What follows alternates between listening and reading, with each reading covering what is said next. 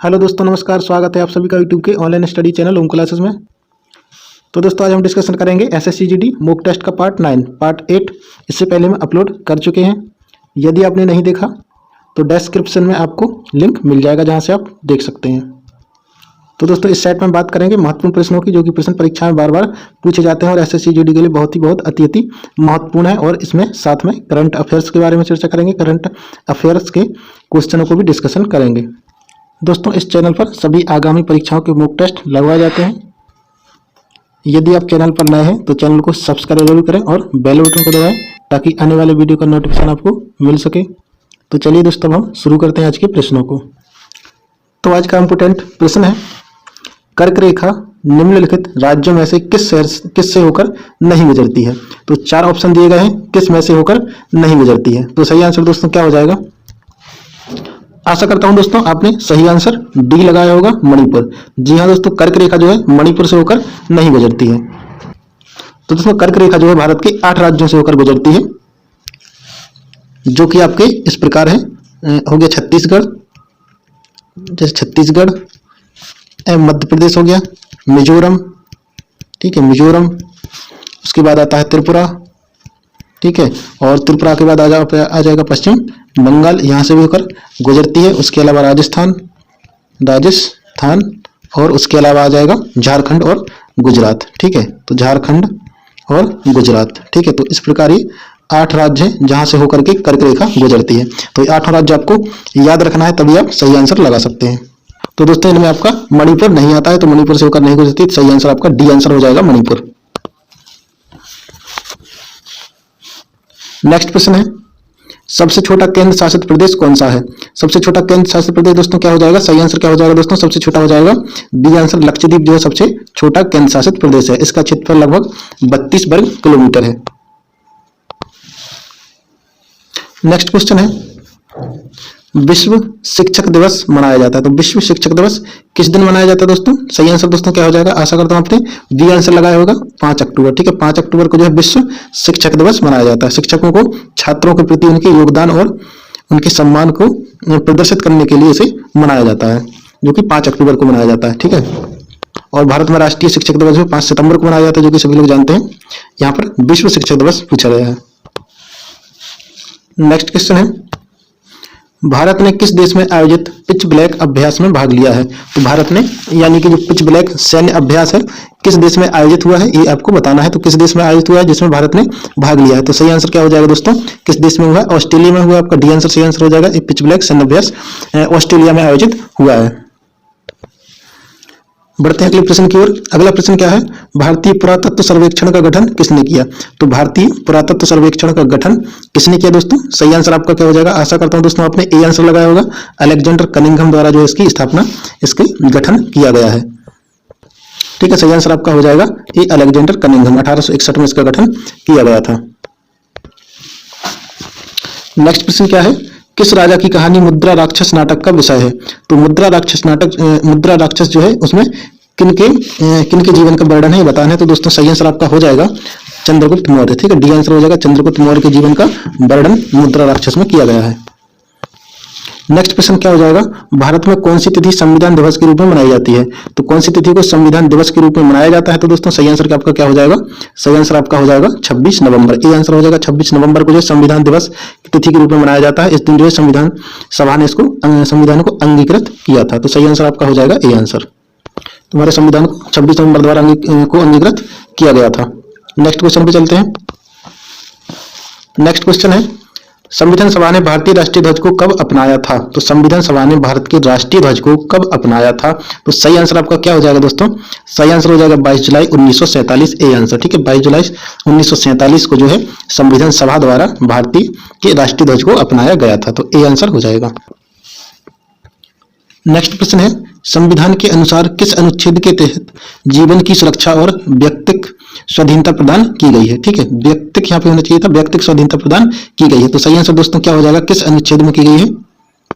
सही आंसर आपका हो जाएगा दोस्तों बी आंसर हो जाएगा अनुच्छेद 21 में जो है प्राण एवं दैहिक स्वतंत्रता के बारे में चर्चा की गई है या उल्लेखित किया गया है। और बात कर रहे हैं अनुच्छेद 20 की, तो ये दोष सिद्धि के संबंध में संरक्षण, ठीक है। दोष सिद्धि के संबंध में संरक्षण से संबंधित है। ठीक है, संरक्षण आपको याद रखना है। और अनुच्छेद 22 जो है गिरफ्तारी से संरक्षण से संबंधित है। ठीक है, तो 22 में हो जाएगा। 23 की बात करें तो 23 जो है 23 मानव दुर्व्यापार और बलात्श्रम आदि से संबंधित है। ठीक है, तो सही आंसर आपका इसमें हो जाएगा 21। और बात कर लें कि 21 का जो है वो प्रारंभिक शिक्षा से संबंधित है। तो चारों ऑप्शन भी आपके लिए बहुत ही इंपोर्टेंट है। चारों ऑप्शन आपको याद कर लेना है। सभी महत्वपूर्ण कोई भी प्रश्न जो है परीक्षा में पूछा जा सकता है। नेक्स्ट प्रश्न है, निम्नलिखित में से कौन सा देश क्षेत्रफल के अनुसार सबसे छोटा है? तो कौन सा देश सबसे छोटा है क्षेत्रफल में? ब्राजील, भारत, कनाडा या रूस? तो सही आंसर दोस्तों क्या हो जाएगा? भारत जो है इनमें से सबसे छोटा है क्षेत्रफल में। तो दोस्तों क्षेत्रफल में जो भारत कौन से स्थान पे आता है? 7वें स्थान पे आता है। ये भी आपको याद रखना है। ठीक है, सबसे पहले नंबर पर क्या आता है आपका? आता है रूस, उसके बाद आता है कनाडा ये दूसरे स्थान पर आता है। उसके बाद आता है चीन, उसके बाद आपका आएगा अमेरिका। ठीक है, अमेरिका के बाद आता है ब्राजील और उसके बाद आता है ऑस्ट्रेलिया और उसके बाद आता है 7वें स्थान पर आता है भारत। ठीक है, तो क्षेत्रफल भारत जो क्षेत्रफल में 7वें स्थान पर है।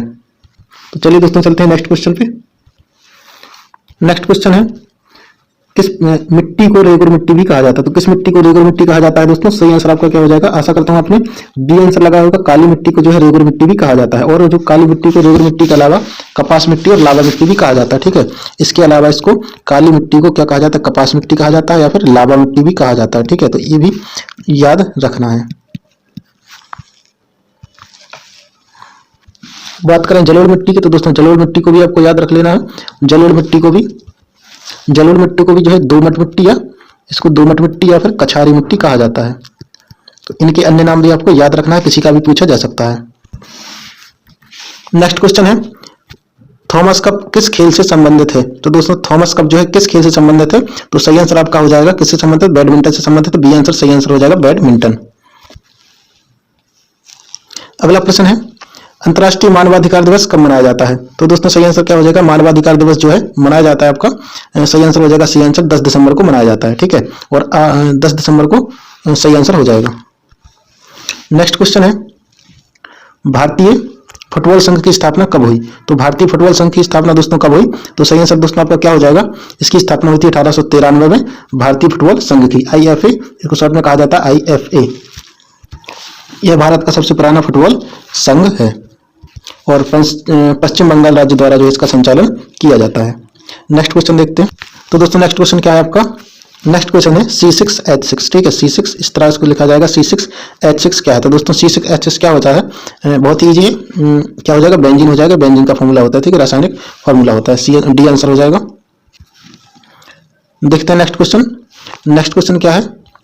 पंकज आडवाणी किस खेल से संबंधित है? तो दोस्तों पंकज आडवाणी जो है किस खेल से संबंधित है? पंकज आडवाणी। तो सही आंसर आपका क्या हो जाएगा दोस्तों? सी आंसर हो जाएगा। पंकज आडवाणी जो है बिलियर्ड से संबंधित है। सी आंसर आपका सही आंसर हो जाएगा। नेक्स्ट क्वेश्चन है, सम्राट अशोक किसके पुत्र थे? तो सम्राट अशोक दोस्तों किसके पुत्र थे? सही आंसर क्या हो जाएगा आपका? सम्राट अशोक जो है बिंदुसार के पुत्र थे। तो सही आंसर आपका हो जाएगा बी आंसर। ठीक है, बी आंसर आपका हो जाएगा। और यदि बात करें कि बिंदुसार, तो बिंदुसार जो है किनके पुत्र थे? चंद्रगुप्त मौर्य के पुत्र थे। कौन थे? बिंदुसार। ठीक है, और बिंदुसार के पुत्र कौन थे? अशोक थे। तो सही आंसर आपका हो जाएगा बी आंसर। नेक्स्ट क्वेश्चन है, राष्ट्रीय महिला आयोग में अपने स्थापना दिवस 2022 की थीम क्या रखी? तो राष्ट्रीय महिला आयोग ने जो है 2022 में इसकी थीम क्या रखी है? तो सही आंसर क्या हो जाएगा दोस्तों? Greater women, she the change maker, she is world या वुमेन इज वर्ल्ड। तो दोस्तों सही आंसर क्या हो जाएगा? क्या थीम रखी गई है? सी द चेंज मेकर। ठीक है, तो सी आंसर आपका बी आंसर सही हो जाएगा, सी द चेंज मेकर। और आज का लास्ट क्वेश्चन दोस्तों है करंट अफेयर से, नीति आयोग का नया उपाध्यक्ष किसे चुना गया है? तो नीति आयोग का नए उपाध्यक्ष चुने गए हैं किनको? सही आंसर आपका क्या हो जाएगा? डॉक्टर सुमन बेरी को जो है नीति आयोग के नए उपाध्यक्ष चुना गया है। तो दोस्तों